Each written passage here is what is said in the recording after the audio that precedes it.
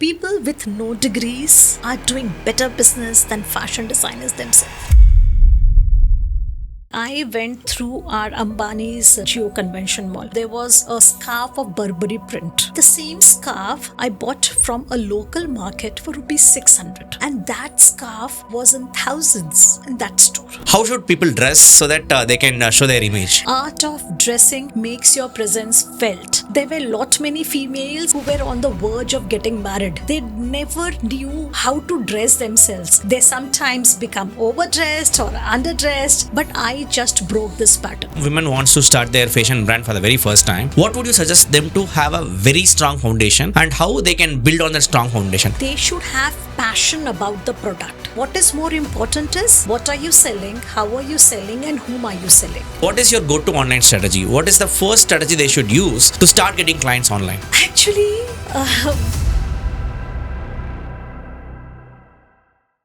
Hi, Gopal again, and welcome to the Unicorn Coach Talk Show. Today we have a very special guest, Kavita Agarwal, who can help you to take your fashion dreams and help you to become a fashion CEO, generate anywhere between 10 lakhs to 1 crore per year in profits. And she has helped more than 500 entrepreneurs to build their fashion business, and we're going to get a lot of secrets from her today. Welcome to the show, Kavita Agarwal. Thank you so much, sir. It's my pleasure to be on this platform along with you. Hi, Kavita. You had a wonderful career. How did you go from an industrial engineer to what you're doing right now? This is a long story. So, can I share my personal story behind this? Yeah. So, industrial engineer, I always wanted to do something that is not very feminine. So, I wanted to be an engineer, never wanted to stay in India, always wanted to move abroad. I got my admission in engineering college. I'm a pass out from Ramdev Baba Engineering College, Nagpur. And I was into a merit list. So, the first day, and I was so excited.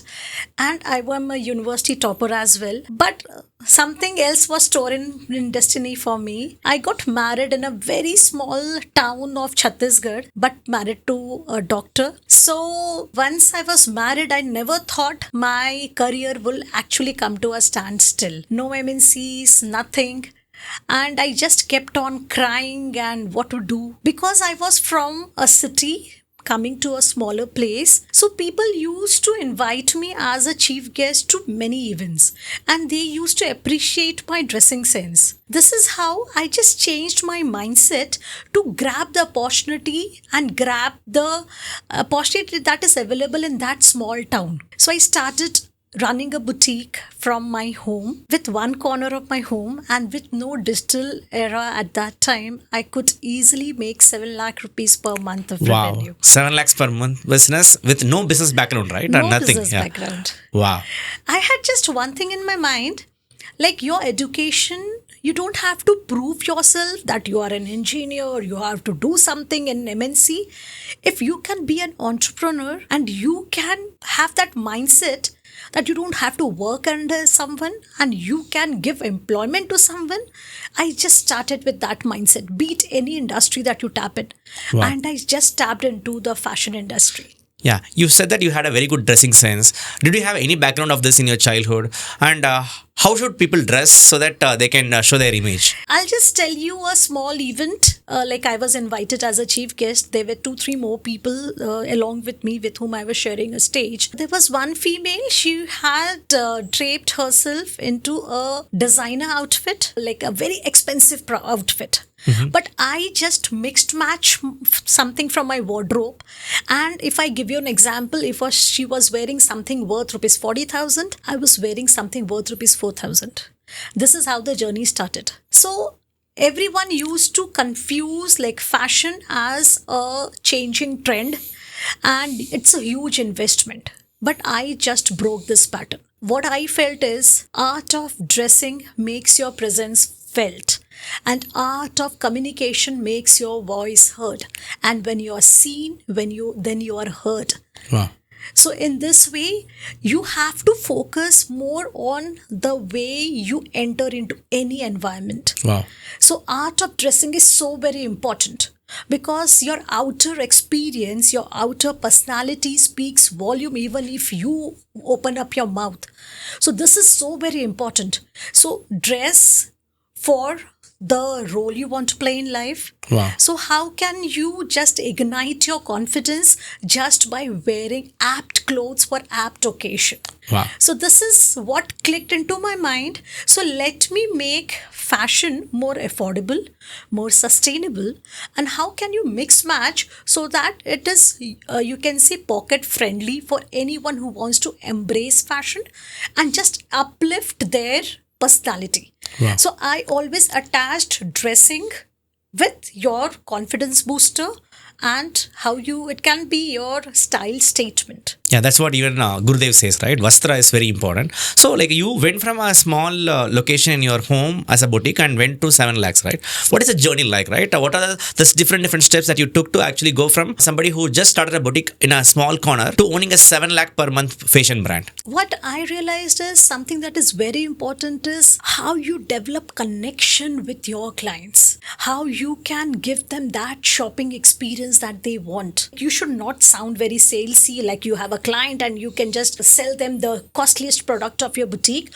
What I focused on is according to their personality, according to their need, according to the situation in which they have to change or they need a good outfit, I started giving them advices on that as well. So I became their shopping guide. Wow. So I didn't even only own a store, but I became their shopping guide and they used to feel very comfortable speaking to me. Can you tell us about that one recommendation or one shopping guidance you gave to some people and that really had a very big result in their life? Yes, like there were lot many females who were on the verge of getting married. So they never knew how to dress themselves. Wow. They sometimes become overdressed or underdressed. So like a lot of mothers used to come to me and they used to say like, what should I make her wear? Sometimes like Indian females, they are bulky with their hip part. So there was one girl, she was about to get married and she was getting very conscious with her looks. Mm-hmm. So I just helped her to drape something so that she doesn't look that bulky and she can carry that confidence. Wow. So I always added something extra spice with respect to selling clothes was some kind of tips, tricks, how to style, how to store. So that was always an additional feature. This is amazing. You're like a trusted friend for each and every person who walks into your home. He walks into your boutique and because you're giving advice, they get so much results and that's how you built a 7 lakh per month business. Can you tell us about like how does this 7 lakh counts to, right? How many dresses has to move out of your boutique? How much should be the price of each costume so that you make that up to 7 lakhs per month? What I personally realized is people overstock in their boutique and then every month they face a problem that is known as dead stock. In fact, their old stock, they make them dead, terming them as dead stock. Okay, something that is dead. It's not moving as all the way. So I used to have a very good inflow and outflow of my stuff. Like, what is the demand? How can I make my boutique scalable by making the right product fit for the market? So what is more important is, what are you selling? How are you selling? And whom are you selling? If these three things is rightly set in your mind, you will never face losses in your business. And they don't know what I could figure out. I took a long gap of almost, you can say, 10 years to just raise my kids. When I stepped into this industry again, people were continuing the same old methods of selling. This was something that even triggered me to give them a platform, but how they should operate to attract right clients, how they should rightly price, what kind of budget they should focus on. So there are various parameters. If they just start focusing on, they can do wonders. Wow. Okay. So let us say that some women wants to start their fashion brand for the very first time. What would you suggest them to have a very strong foundation and how they can build on that strong foundation? What would be that strong foundation be? The first thing is they should have passion about the product. Actually, they are unable to figure their passion. Like lot many females come to me, they want to open up a brand, but they are not sure whether they want to open up a clothing brand, a accessories brand, a footwear brand, any brand. They're not even sure about that. And if someone says that you keep this, I'll buy from you, they get excited. If another person says you keep this, and they get excited again. I've seen lot many clients, they buy the product thinking that somehow the other day that person will come and buy, but they never buy from them. So please don't get impulsive when it comes to what product you should keep while starting up a boutique.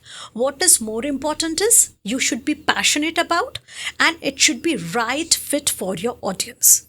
So let me give an example in this case. Now, whenever I started my online journey, what I realized the common mistake is they were selling everything and to everyone. Then I asked them to just have a age group set. Whatever a 18-year-old girl will be wearing, obviously a 50-year-old won't be wearing that. Yeah.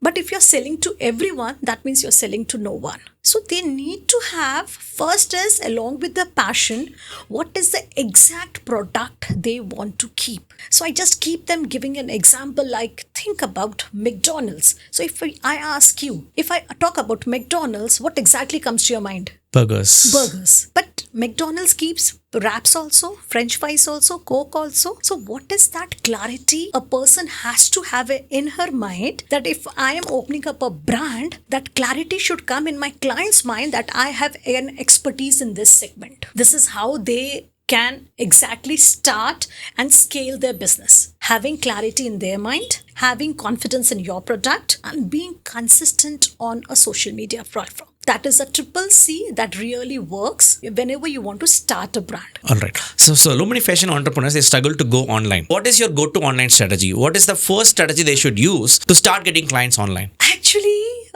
many females, I think if I talk about the right age bracket, that is 30 years plus and somewhere mid 40s and 50s, they come to me and they say, is it essential to go online? Why should I go online?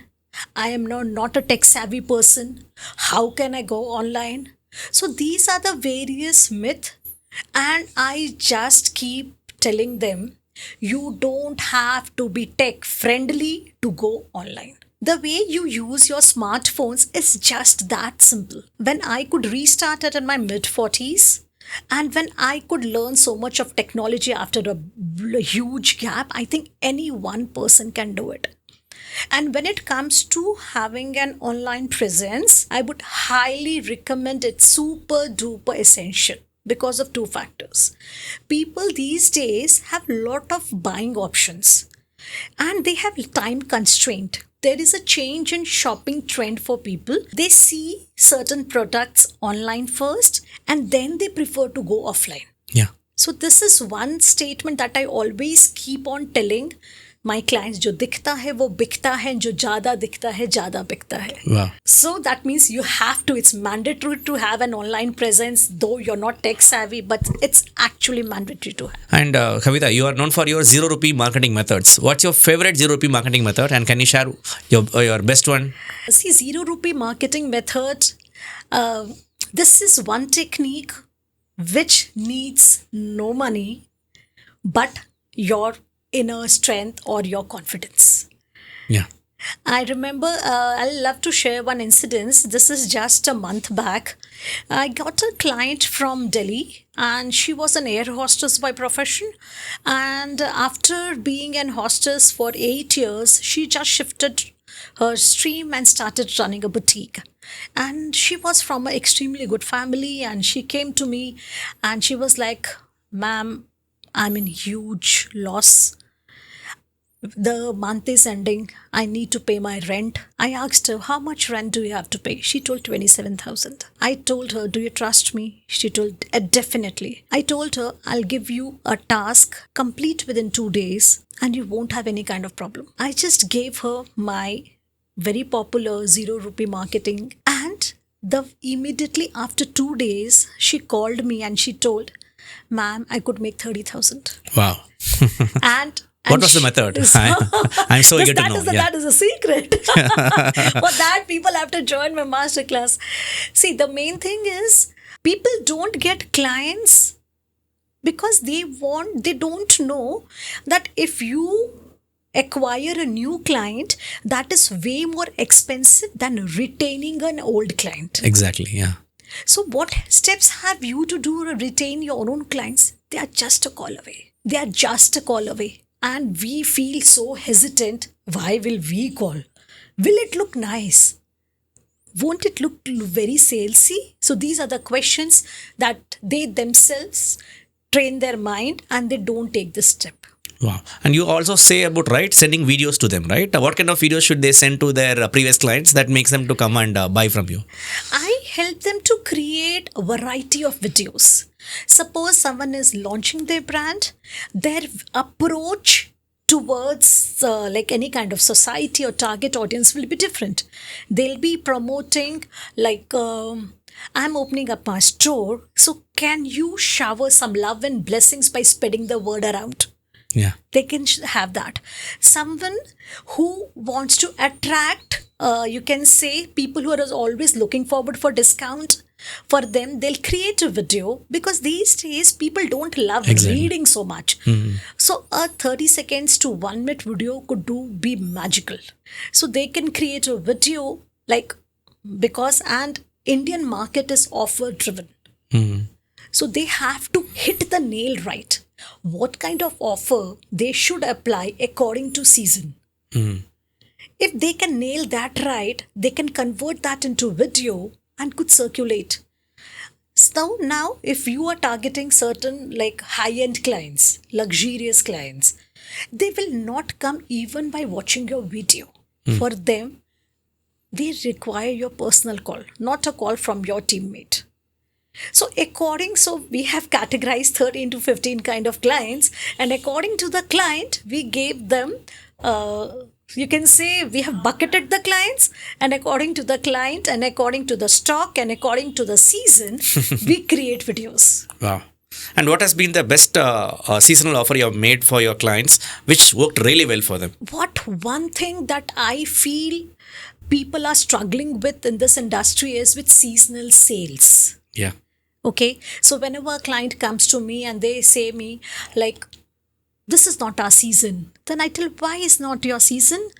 I have seen that people buy winter clothes in summer season because of sale. So why is this is not your season? If big brands are doing that, you can definitely do that. Yeah. So like our Holi sale was one of the biggest sale. Okay, so people don't buy new clothes in Holi. So people say that this is not a season. But I told them, can you just clear your so-called dead stock in that season? Giving them extremely good offers and clear up. So even when there was no expected sales, they could really make good sales in that holy season. Because Diwali is one season, people definitely tend to buy. But how can we create a non-season day as a great season day? Wow. So this is how we create. Wow. Amazing. So let us say that you want to price a fashion product. What is the psychology behind pricing a product so that it sounds luxurious? At the same time, we also have very good profit margins. This is one question that I keep getting again and again. Now, let me give you an example for this. Suppose like I went, few months back, I was in Mumbai and I went through our Ambani's convention mall, Geo Convention Mall. I was going through one of the store and there was a scarf of Burberry print. Okay. And the same scarf I bought from a local market for rupees 600. And that scarf was in thousands in that store. Wow. So what's the difference? So this is how we can actually cater to high-end clients and get the desired price. How can we charge the what we want to? First thing is you have to have whatever you say, you have to deliver that. Authenticity. Second is, if you're charging high, that means your target audience is high-paying clients. Yeah. And when it's a high-paying client, it hardly matters if the number, how many zeros are ahead.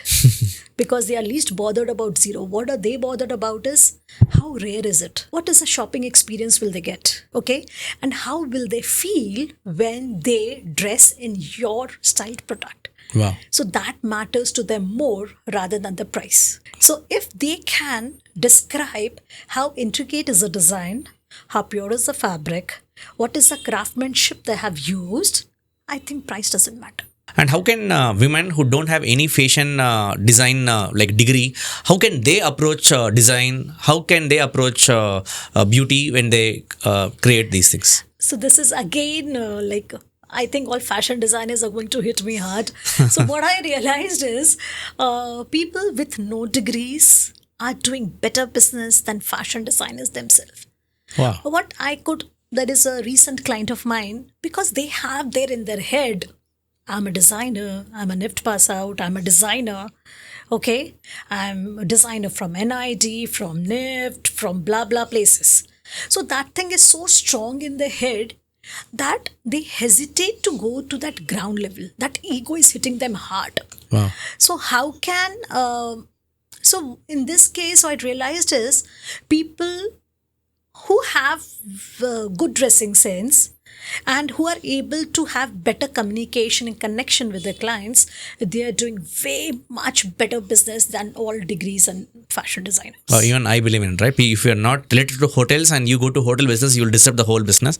I also believe in the same thing, Kavita. So, Kavita, what was the biggest money mistake you did early days in your business, and which taught you a lesson, and because of which you are here right now? Will you believe? I think it was 2020 December, and I invested 80,000 to grow my social media platform. So and I paid that thing for 1 month and with no results. So again, next month, the same mistake continued.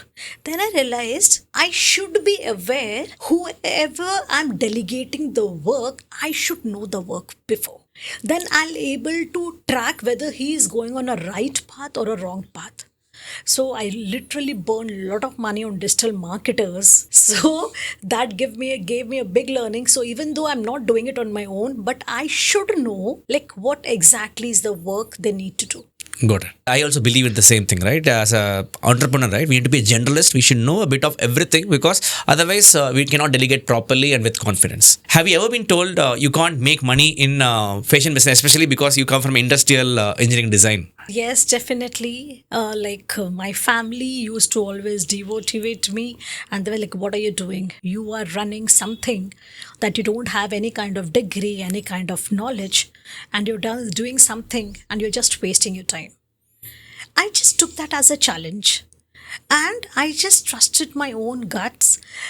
I personally used to go for shopping to all the vendors. I used to shortlist them.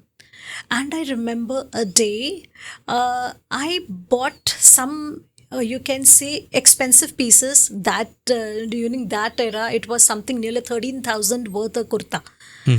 And when I bought that and I just showed to one of my clients, I could sell that for 19,000. Wow. That day I realized it's so easy to make money. And you just need to have that confidence. Yes, you can do it. That time I did not read about all the big brands that is going into the market, and I did not pull myself down. Why will people come to me and buy from me? Wow. And non-fashion degree owners selling at 50% profits, right? Amazing. Yes. After all this success, Kavita, what would you want to tell to your younger self? This advice that you would give to a 20-year-old Kavita that would make her to do things better. I used to procrastinate a lot. And I was into that umbrella of perfectionism. I wanted my looks to be right, my dress to be right, this to be right, and that to be right. So I think I wasted a lot of years on this, you can say, perfectionism ka keeda. So the moment I get any kind of clients, so I would love to tell the younger generation or someone who's into stepping into this industry, just dig out that perfectionism ka keeda, put it on your hand, crush it, and just throw it off. Wow. Just take small, imperfect steps and gradually it will become perfect. Wow. Action is greater than perfection. Yes. Right? Amazing. Out of the 500 plus entrepreneurs you helped, which case study gives you the chills? There is one female from Kolkata. She really touched my heart. She was in a lot of depressive mode, and she was about to shut down her boutique. This is, I think, 4 months back. And I just asked, she came to me and she was like, nothing is happening. What should I do? I'm unable to take care of anything. I just asked her, do you trust me? She told, yes. Will you follow whatever exactly as I say you'll do? And she told, yes. And within a gap of 4 months, she was on a social media page, she was into 767 followers.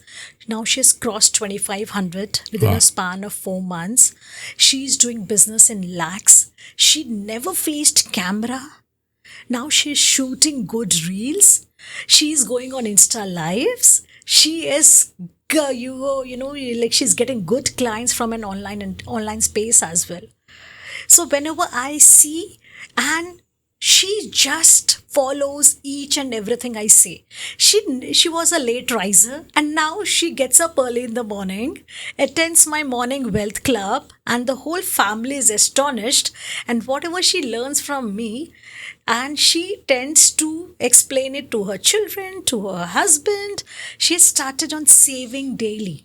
Wow. So this is the thing, like when people who trust me actually do whatever I say and they get results, that I feel so I'm so blessed to have these kind of people around me. Amazing. You said about that saving daily, right? So, what is the number one silent killer in a boutique business, and how do you solve it? The number one silent killer is doing everything on your own. They don't realize the essence whether this activity will make profits for me or make money.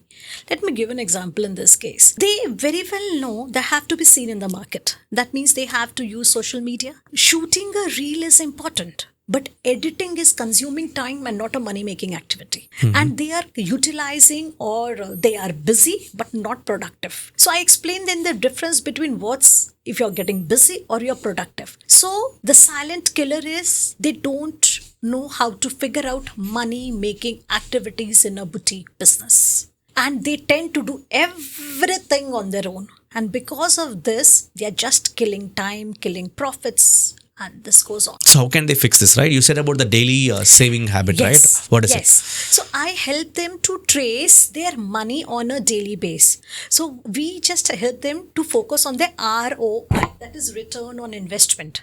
So when it comes to return on investment, what a common pattern has to be noticed is everything is Bhagwan Barose. They're bringing stock. They don't know whether how much percentage is sold. And I ask them to track that. Track their inventory, track their profits, track their sales, track their clients flow. And whenever they start tracking their money in numbers, there they see the gap. What exactly are they doing and what exactly is desired? And the gap is so huge, then they rush to me. What do I do now? And then I tell them that you start on daily savings. At least 10% of your revenue, whatever you generate. And so then they actually come to know, ma'am, we did not make any sale today. I always tell them, like a banya ki dukan, daily shutter on and daily down, you have to focus on daily sales. Wow. Because they have their expenses, they will not cut short. They have to focus on their expenses. Then why not focus on sales? Why not focus on daily savings? So I'll give you an example of one of more client. I just asked her to save daily, and she could save 9 lakh rupees, and that was a pure profit. Wow. She just came to me. She's from Indore. Okay.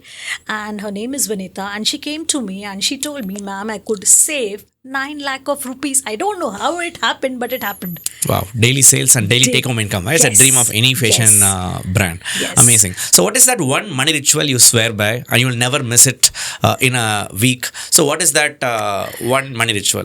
So this is one thing that I've learned from you and I have carried forward to my clients as well. That is EFT. People dread to price their product.